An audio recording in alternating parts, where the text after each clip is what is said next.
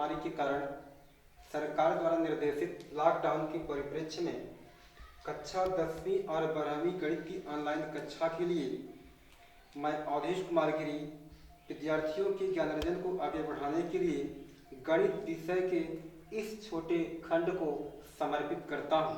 प्यारे बच्चों, एक कक्षा 10 गणित का 11वां वीडियो है। पिछले वीडियो में हमने प्रमेय 1.3 को हल किया था। आज प्रमेय 1.3 के ही आधार पर हम कुछ ऐसे प्रश्नों को सिद्ध करेंगे जो कि अपरमेय संख्या के रूप में दिया होगा। जैसे कर्णिम 2 एक अपरमेय संख्या है, कर्णिम 3 एक अपरमेय संख्या है। इस प्रश्नों को अगर हम कर लेंगे तो प्रश्नावली के कई प्रश्न हम आसानी से कर सकते हैं।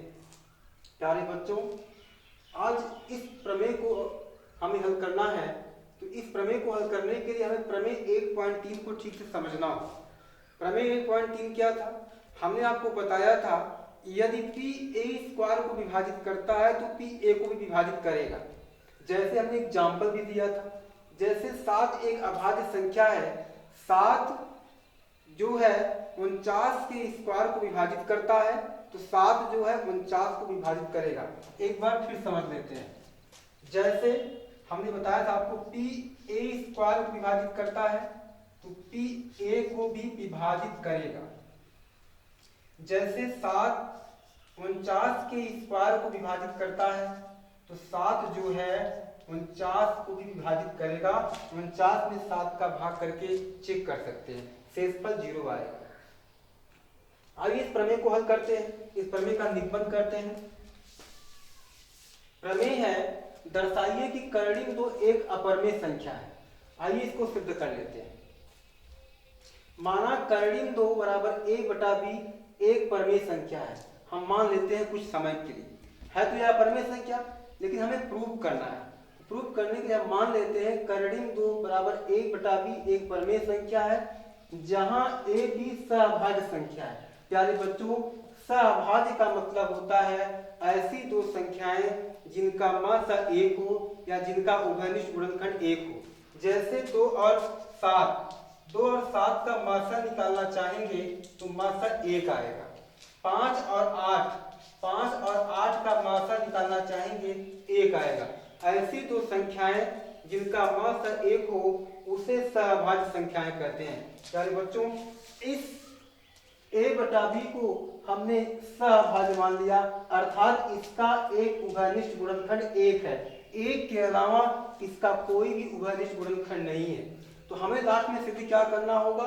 हमें यह दिखाना होगा कि जो हमने a/b न्यूनतम पदों में माना है कि a और b का उभयनिष्ठ गुणनखंड 1 है, तो लास्ट मोमेंट में मेरे पास आए क्या कि a और b का उभयनिष्ठ गुणनखंड कोई दूसरी संख्या भी है।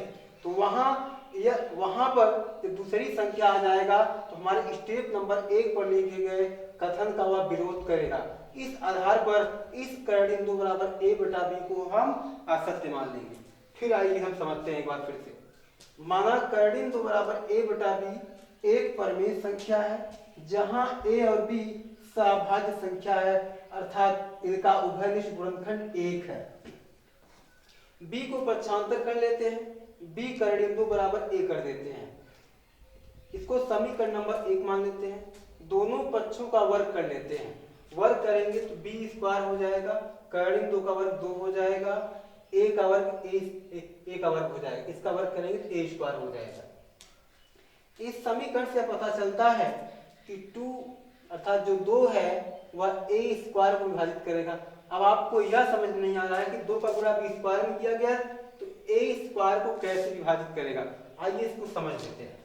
जैसे 2 गुणे 4 का स्क्वायर बराबर 8 का स्क्वायर, 2 जो है वह 8 स्क्वायर को विभाजित कर रहा है, अतः 2 जो है 8 को भी विभाजित करेगा। इसी आधार पर हम इसको समझ लेते हैं। 2b स्क्वायर बराबर a स्क्वायर, 2 गुणे 4 का स्क्वायर बराबर 8 का स्क्वायर, 2 जो है 8 स्क्वायर को विभाजित कर रहा है, 2 जो है 8 को विभाजित करेगा, अर्थात 2 जो है a को विभाजित करेगा। ये सेकेंड पॉइंट है, इसको माइंड में सेट कर लेते हैं कि 2 जो है a स्क्वायर को विभाजित कर रहा है। तो जब 2 a को विभाजित करेगा तो कहीं ना कहीं a के गुणनखंड में 2 जरूर आएगा।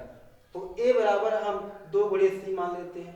अब कहेंगे ऐसा क्यों कर लिया हमने, क्योंकि जब 2 a को विभाजित कर रहा है तो a बराबर जैसे 2 जो है 8 को विभाजित कर रहा है या 16 को विभाजित कर रहा है तो 16 बराबर 2 गुणे 8 किया जा सकता है।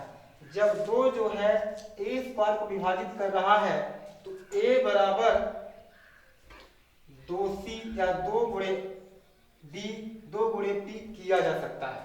हमने मान क्या लिया, a बराबर 2c मान लिया। तो अब यहाँ पर भी हम a बराबर 2c रखते हैं। रखने पर 2b स्क्वायर बराबर 4c स्क्वायर हो जाएगा। 2 को 4 में भाग करते हैं तो b स्क्वायर बराबर 2c स्क्वायर हो जाएगा। अर्थात 2 जो अब यहाँ से भी हमें पता चलता है b स्क्वायर बराबर 2c स्क्वायर है। 2 जो है b स्क्वायर को विभाजित करेगा।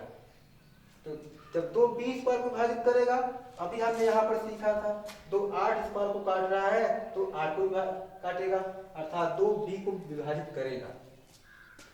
Step number second, step number third. यहाँ पर स्टेप नंबर 2 हमें क्या सिखाता है, 2 a को विभाजित कर रहा है और स्टेप नंबर थर्ड हमको क्या सिखा रहा है, 2 b को विभाजित कर रहा है। अर्थात यह पहले कथन में क्या कहा गया था कि a और b का a के अतिरिक्त कोई उभयनिष्ठ गुणनखंड नहीं है, लेकिन यहाँ तो गड़बड़ हो जा रहा है।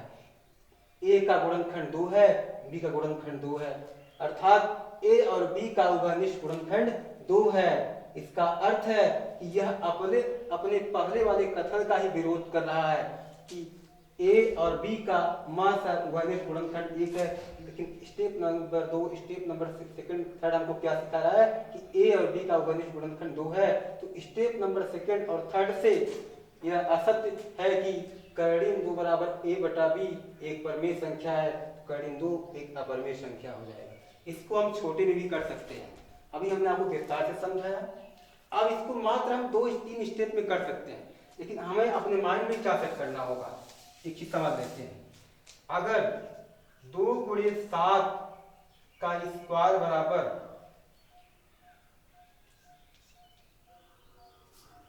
2 गुणे 7 का स्क्वायर बराबर 16 का स्क्वायर हो रहा है, एग्जाम्पल मान लेते हैं।